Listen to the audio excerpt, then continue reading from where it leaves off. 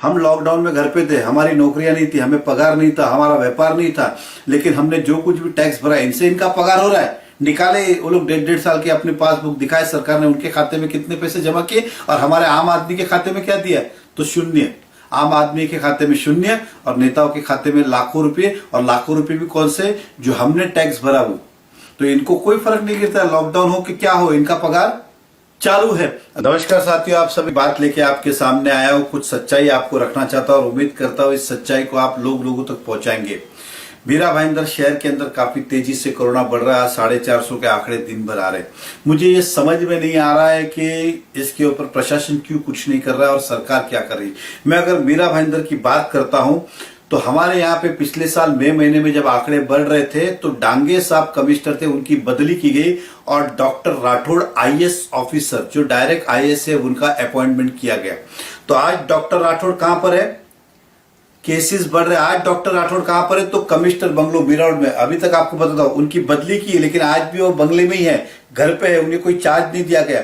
ऐसी क्या मजबूरी थी कि डॉक्टर राठौड़ आईएएस ऑफिसर को आपने घर पे बिठा के रखा है, कोई जवाबदारी नहीं, और दूसरे जो एडिशनल कमिश्नर थे जो उनसे कम अनुभवी है उनको मीरा भाईंदर सौंप दिया। पहले आपने इसी डॉक्टर राठौड़ को लाया था कि कोरोना बढ़ रहा है तो ये नियंत्रण में लाएंगे, उनका अनुभव है, उनका एक्सपीरियंस है और डायरेक्ट आईएएस है। मैं ये नहीं कहता हूं कि ढोले साहब को कुछ नॉलेज नहीं होगा, लेकिन उनसे ज्यादा अनुभवी जो है आईएएस ऑफिसर है, उनको आपने घर पे बिठाया है और इनको आपने पूरा शहर सौंप दिया है जहां पे केसेस दिन ब दिन बढ़ रहे। और जब इसको डिटेल में ज्ञान से देखा गया तो क्यों हुआ ये समझ में आया कि पिछले 1 साल के अंदर 100 करोड़ रुपए से ज्यादा कोरोना के ऊपर खर्च किए गए और इसके अंदर बहुत बड़े मात्रा में घोटाला भी हुआ है, भ्रष्टाचार भी हुआ है। मैं हाईकोर्ट भी जाऊंगा, मैं एंटी करप्शन भी जाऊंगा और मैं अपनी तरफ से पूरी कोशिश करूंगा इस सब के बारे में। मैं उदाहरण के तौर पे कहना चाहता हूं, मुझे इसी लगता है कि ढोले साहब को ये सारी बातें दबाने के लिए बुलाया गया है। उदाहरण के तौर पे बेड जो आते जिसे हम पलंग कहते, तो अगर नगर पालिका में समझो 1000 बेड की जरूरत है तो इन्होंने 500 भाड़े पे लिए और 500 खरीदे। भाड़े पे लिए उसकी क्या कीमत थी, खरीदे, मैं उधर खरीदा कितने में, तो एक बेड हमने 2400 रुपए में कॉर्पोरेशन ने खरीदे, कितने में, 2400 रुपए में पलंग इन्होंने खरीदा। ऐसे 500 बेड खरीदे होंगे। भाड़े पे कितने पे लिए, तो 75 दिन के लिए 125 रुपया भाड़ा, मतलब भाड़ा कितना दिया बेड का, 12,000। मतलब जो हमने अपने खुद का बना लिया उसके लिए 2400 रुपये और भाड़े पे लिया उसका 12,000। तो 2400 में हम खुद का खरीद नहीं सकते जब 12,000 भाड़ा दिया तो।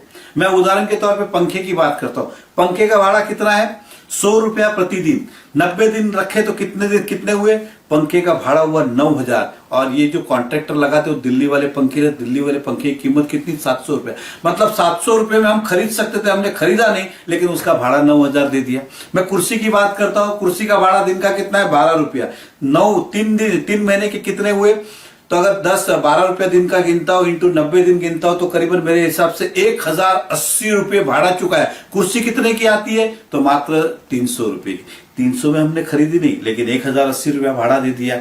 ऐसे कई सारी अनगिनत चीजें हैं जिसका पता चलता है कि 4 गुना भाड़ा दिया गया। खरीद के 2 रुपये में आता था, खरीदा नहीं, लेकिन 8 रुपया वो चीज भाड़े पे दे दी। आज क्या परिस्थिति हुई, क्या हमें और वापस सामग्री की जरूरत है, तो इन चीजों को ये वापस से घोटाला ना करे, इसलिए मजबूरी में आपके सामने ये बातें रख रहा हूं ताकि उनको समझ में आए कि जनता आपकी सच्चाई जान चुकी है कि आपने क्या क्या किया।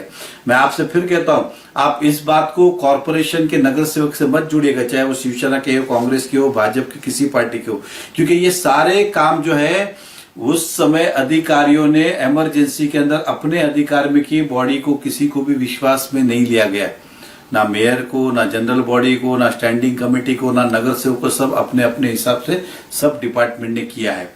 और ये जब सच्चाई सामने आने लगी तो डॉक्टर राठौड़ को हटा दिया गया और घर पे बिठाया गया और ढोले साहब को यहाँ पे बिठाया गया। और मैं विश्वास और दावे के साथ कहता हूँ ढोले साहब इस पे कुछ भी नहीं करेंगे। मैं कहता हूँ कुछ भी नहीं करेंगे, वो यही बताएंगे सब सच है। हम इतने बेवकूफ भी नहीं है। जनता कुर्सी तो आप रोज खरीदते हो, कितने की आती है, पंखा आपने बहुत बार खरीदा, कितने का आता है, पलंग 2400 में नया ला रहे हो, 12,000 भाड़ा दे रहे हो, ऐसे बहुत सारे घोटाले। मैं पूरी इसकी किताब निकालूंगा और उन तमाम शहर के जो भ्रष्टाचार के ठेकेदार है उनसे पूछूंगा कि आप ये आवाज क्यों नहीं उठा रहे।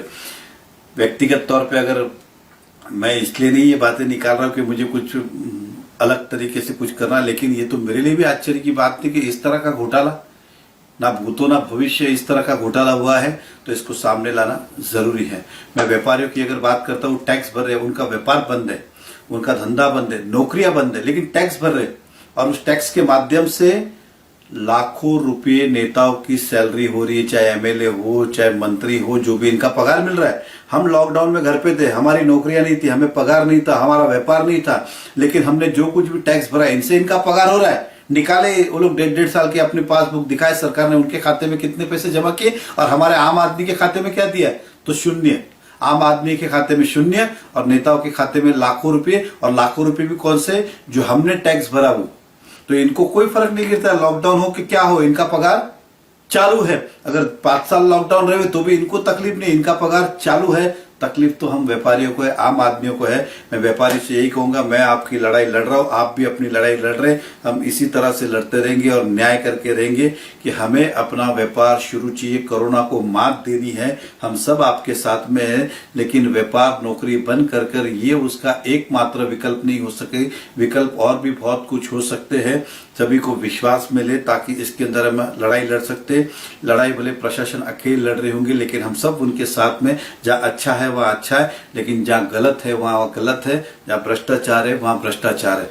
हॉस्पिटल की अगर स्थितियां भी देखूं तो आज के दिन में, क्योंकि ये हम ये कह सकते हैं कि संख्या बढ़ रही है, इसलिए अब तक इनकी प्लानिंग भी नहीं हुई। पेशेंट आता है, एडमिट जरूर करते, लेकिन देखने वाला कोई नहीं होता है।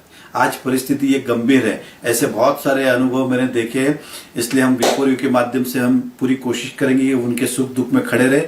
और मैं फिर जनता से यही कहूंगा कि ये बातें जन जन तक पहुंचाएं कि इन अधिकारियों ने 1 साल में शहर को लूटा ही नहीं, निचोड़ा है। क्योंकि मैंने कहा कि 700 रुपए का पंखा आता है और उसका भाड़ा 9,000 दिया, तो आप सोचिए किस लेवल पे घोटाले इन्होंने किए हैं। और ये सारा हम उजागर करके रहेंगे और मुझे पूरा विश्वास है कि जनता इस लड़ाई में हमारा साथ देगी।